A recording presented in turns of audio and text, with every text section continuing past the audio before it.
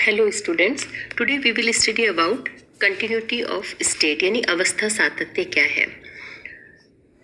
कल के लेक्चर में आपने कार्बन डाइऑक्साइड के लिए समतापी वक्र देखे थे, उसी से ये क्लियर होगा कि यदि द्रव का वाष्प में और वाष्प का द्रव में परिवर्तन क्रांतिक टेम्परेचर से यानी क्रिटिकल टेम्परेचर से नीचे ताप पर कराया जाता है तो वो क्या होता है, कंटिन्यूस नहीं होता है।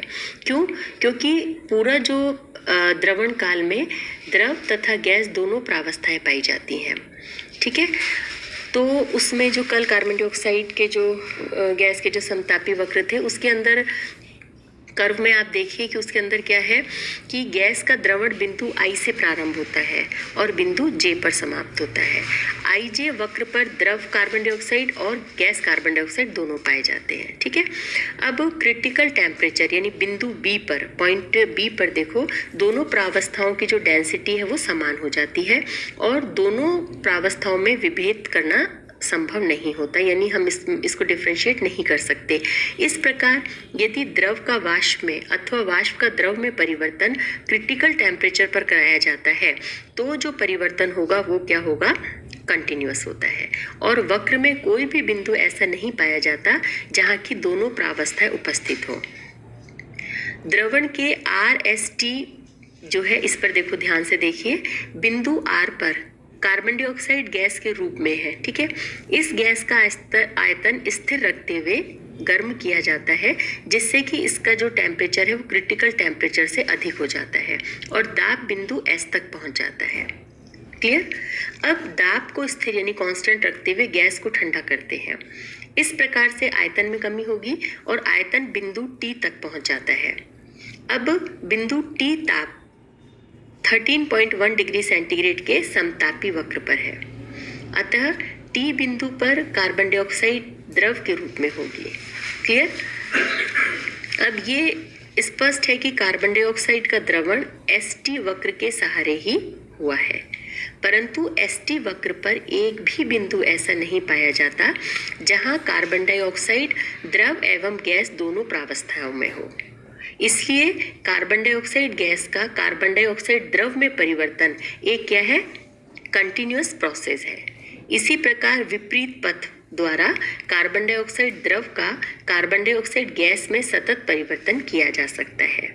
मतलब पदार्थों की अवस्था में इस प्रकार के सतत परिवर्तन जिनमें दो प्रावस्थाओं में विभेद करना संभव न हो उसे हम कंटिन्यूटी ऑफ स्टेट यानी अवस्था सातत्य कहते हैं। Means this type of change of phases of the substances where two phases cannot be distinguished is known as continuity of state. हम देखते हैं कि कैलकुलेशन ऑफ क्रिटिकल कांस्टेंट, क्रांतिक स्थिरांकों की गणना कैसे। बहुत सिंपल है, अभी हम सारा पढ़ चुके हैं, बस अब उसको हमें उनकी वैल्यूज कैलकुलेट करनी है। तो कार्बन डाइऑक्साइड के जो समतापी वक्र का उसका आपको ध्यान है डायग्राम कि इसके अंदर बी समतापी वक्र में बिंदु बी पर आयतन के तीनों मान समान हो जाते हैं। ठीक है, अर्थात इस बिंदु पर द्रव व गैस में विभेद करना संभव नहीं होता। इसलिए बिंदु बी के ताप, दाब और आयतन जो है क्रिटिकल टेम्परेचर, क्रिटिकल प्रेशर और क्रिटिकल वॉल्यूम कहलाते हैं। अब हम क्या करेंगे, इन शर्तों को वॉन डेर वाल इक्वेशन में रखेंगे और हम जो क्रिटिकल कांस्टेंट की कैलकुलेशन करेंगे। क्रांतिक यानी बिंदु क्रिटिकल पॉइंट पर क्या हो गया, V is equal to VC, या हम ये लिख सकते हैं V minus VC whole cube is equal to 0। इसको एक्सटेंडेड फॉर्म में लिख दिया तो ये हो गया आपको विस्तार करने पर V cube minus 3VC V square plus 3VC square V minus VC cube is equal to 0। ठीक है, अब हम क्या करेंगे कि जो वॉन डेर वाल इक्वेशन है उसमें P और T के स्थान पर हम PC और TC की वैल्यू रख देंगे तो हमारे पास में ये इक्वेशन आ जाती है। ठीक है, अब हम यहाँ पे देखते हैं कि इक्वेशन ये जो 2.43 है और 2.44 है, ये क्या है, एक वक्र के समीकरण है। अतः ये समीकरण समान है तो दोनों समीकरणों के गुणांकों की तुलना इनको हम देखते हैं तो इससे हमें क्या आ गया, ये 3VC is equal to B plus RTC upon PC, और या हम इसको ऐसे लिख देंगे 3VC square is equal to क्या होगा, A अपॉन PC, या VC³ is equal to AB upon PC। अब तीनों समीकरणों की सहायता से हम क्रिटिकल कांस्टेंट के मान कैलकुलेट कर सकते हैं। जैसे 2.46 और 2.47 से क्या हो गया, VC is equal to 3B आ गया। ठीक है, अब VC के मान को 2.48 में रख देते हैं तो PC is equal to A upon 27B² आ गया। और इसी तरह से VC और PC के मान को 2.45 में रख देते हैं तो TC is equal to 8A upon 27RB आ गया। तो इस प्रकार से हम क्रिटिकल कांस्टेंट के मान, वॉन डेर वाल स्थिरांक और गैस स्थिरांक का मान ज्ञात होने पर हम इजीली उनको कैलकुलेट कर सकते हैं। यानी TC क्या है, A upon 27B², VC is equal to 3B और TC is equal to 8A upon 27RB। इस पे आपके बहुत न्यूमेरिकल पूछते हैं तो डायरेक्ट फॉर्मूला याद रखो और उनकी वैल्यू पुट करके हम इजीली इनको कैलकुलेट कर सकते हैं। हम देखते हैं relation between boils temperature and critical temperature. ठीक है, अब हमें सारे फॉर्मूले याद है तो बस हमें इनको वैल्यूज पुट करनी है कि बॉयल टेम्परेचर TB आपको बताया था, TB is equal to A upon RB होता है। ठीक है, तो अब यहाँ पर इक्वेशन 2.4 के अनुसार क्रिटिकल टेम्परेचर क्या है आपके, TC is equal to 8A, ये भी आपने निकाला था, अपॉन 27RB। ठीक है, तो यानी TB upon TC is equal to क्या हो गया, वैल्यू पुट कर दी तो ये आ गया आपके, यानी TB upon TC is equal to 3.375, यानी TB इज इक्वल टू क्या हो गया, 3.375 TC हो गया। इस पे न्यूमेरिकल पूछते हैं, ये वैल्यू पुट करो और ये आपके आंसर आ जाएगा। ठीक है, जैसे आपके हाइड्रोजन गैस का क्रिटिकल टेम्परेचर दे रखा है तो बॉयल्स टेम्परेचर पूछा है तो डायरेक्ट फॉर्मूले में वैल्यू पुट की और ये आंसर आ गया। अब हम देखते हैं calculation of van der Waals constant. अब इक्वेशन में हमने देखा A is equal to 3PC VC² है और B is equal to 1/3 VC है। तो A और B के मान को अगर हम 2.5 इक्वेशन जो है उसमें पुट कर देंगे तो हमारे पास में R की वैल्यू आ गई, R is equal to 8PC VC upon 3TC। ठीक है, अब VC का प्रयोग द्वारा निर्धारण पूर्णतः सही नहीं माना जाता, इसलिए हम क्या करेंगे, A और B के मान TC और PC के पदों से ज्ञात करना ही ठीक है। तो हम क्या करेंगे, पहले VC निकालेंगे, VC is equal to 3TCR upon 8PC। तो A इज इक्वल टू हम इससे कैलकुलेट कर लेंगे तो हमारे पास में A आ जाता है ये और B आ जाता है ये, तो B की वैल्यू निकल गई, B इज इक्वल टू हो गया RTC अपॉन 8PC। इस प्रकार A और B के मान, PC और TC के मान ज्ञात होने पर कैलकुलेट किए जा सकते हैं। तो अब हमें क्या है, TC PC VC A B R। ठीक है, ये 6 फॉर्मूले हो गए, इनको अच्छे से याद कर लो, इन्हीं पे ये बेस्ड सारे न्यूमेरिकल्स है, ये आप लोग देख लेना। अब हम देखते हैं इसमें limitations of van der Waal equation कि वॉन डेर वाल इक्वेशन जो है उसकी लिमिटेशंस क्या है।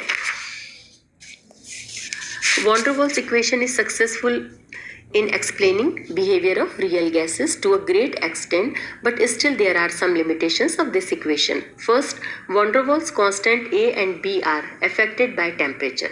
Thus, they cannot be considered as the absolute constants. Means values of A and B are different at different temperatures. ठीक है, ये limitation हो गई.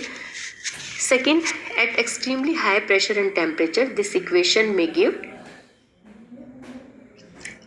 ये मतलब हाई प्रेशर और जो हाई टेम्परेचर है इसके ऊपर ये जो इक्वेशन वैल्यूज जो है वो सही नहीं आती है। ठीक है, यानी बहुत उच्च ताप और बहुत निम्न ताप पर ये समीकरण त्रुटिपूर्ण हो जाती है। बॉयल टेम्परेचर के जो प्रायोगिक मान और समीकरण से सैद्धांतिक मान जो प्राप्त होते हैं वो समान नहीं है। Experimental isotherms are not continuous as obtained by van der Waals equation. Means experimental and ये theoretical isotherms are not similar. और एक जो है कि ये जो क्रिटिकल कांस्टेंट के जो मान है और वॉन डेर वाल्स समीकरण द्वारा परिकलित मानों से कुछ भिन्न पाए जाते हैं। जैसे कि वॉन डेर वाल्स समीकरण द्वारा VC upon B is equal to 3 है, परंतु कुछ गैस जैसे H2, AR, CO2 के लिए ये 2.8, 1.4, 1.86 इस तरह से आते हैं। और इसी प्रकार प्रत्येक गैस के लिए RTC upon PC VC is equal to 2.67 होता है। लेकिन जो प्रैक्टिकली हम जब निकालते हैं तो इनकी वैल्यूज़ जो है वो हाई आती हैं। जैसे He के लिए मान 3.08 है, CO2 के लिए मान 3.64 होता है। तो ये कुछ लिमिटेशंस है वॉन डर वाल्स समीकरण की। क्लियर? अब हम देखते हैं the law of corresponding states and reduced equation of state, यानी संगत अवस्थाओं का नियम और समानीत अवस्था समीकरण क्या है। It is known that deviation from ideal behavior depends on pressure and temperature. Thus, with change in temperature and pressure, deviation from ideal behavior can be low or high. To eliminate this condition, Van der Waals divided temperature, pressure and volume by corresponding critical temperature, critical pressure and critical volume and defined new variables known as reduced temperature. तो इसे हम reduced temperature, reduced pressure और reduced volume कहते हैं। ठीक है, तो अब by substituting values of A, B and R in Van der Waals equation, तो ये हमारे पास में क्या हो जाता है कि P plus 3PC VC square upon V square V minus VC upon 3 is equal to 8PC VC T upon 3 TC, है ना। यानी ये हो गया 8/3 PC VC T upon TC। यानी कि ये हो गया, दोनों और PC VC से भाग दे दो तो आपके पास में इक्वेशन आ गई। इसको सॉल्व कर दिया, इसकी जगह हमने ये पाई, तो यहाँ पर हमने लिया है कि P/PC जो है इसको ये पाई ले लिया और V/VC जो है फाई हो गया और T/TC थीटा हो गया। ठीक है, पाई, फाई और थीटा जो है ये रिड्यूस्ड प्रेशर, रिड्यूस्ड वॉल्यूम और रिड्यूस्ड टेम्परेचर है।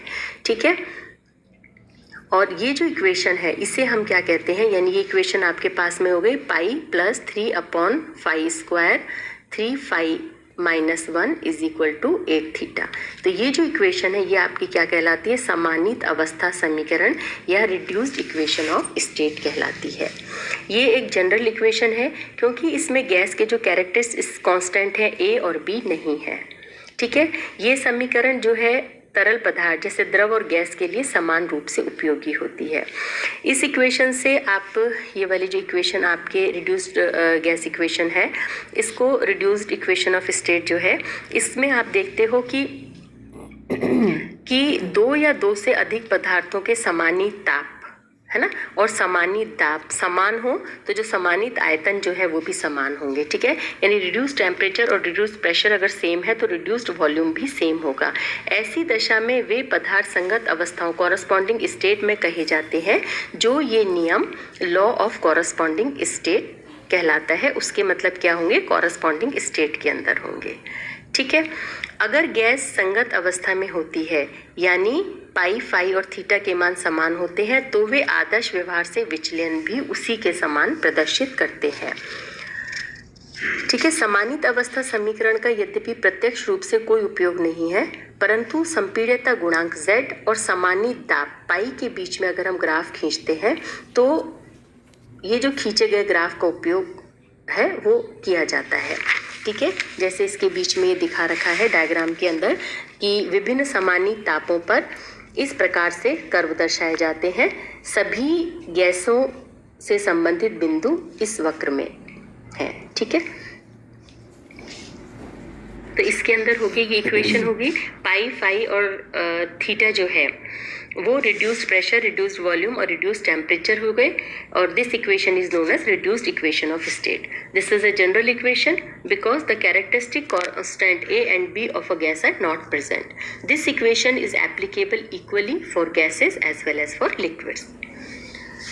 Diagrams, it is clear from equation that for two or more different substances, values of reduced temperature and reduced pressure are similar, then their reduced volume will also be the same and the substances will be in corresponding state.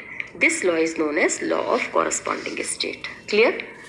If gases are in corresponding states, values of their pi, phi and theta are same and deviation from ideal behavior is also the same. There is no direct use of reduced equation but a plot between compressibility factor Z and reduced pressure pi is used. So this is all about critical constant and calculation of critical constant. और इन्हीं पे TC, PC, VC, A, B और R इसी से related, boils temperature, इनसे related जो numericals इसमें दे रखे हैं ये आप सॉल्व कर लेना। Clear? Okay, thank you, have a nice day.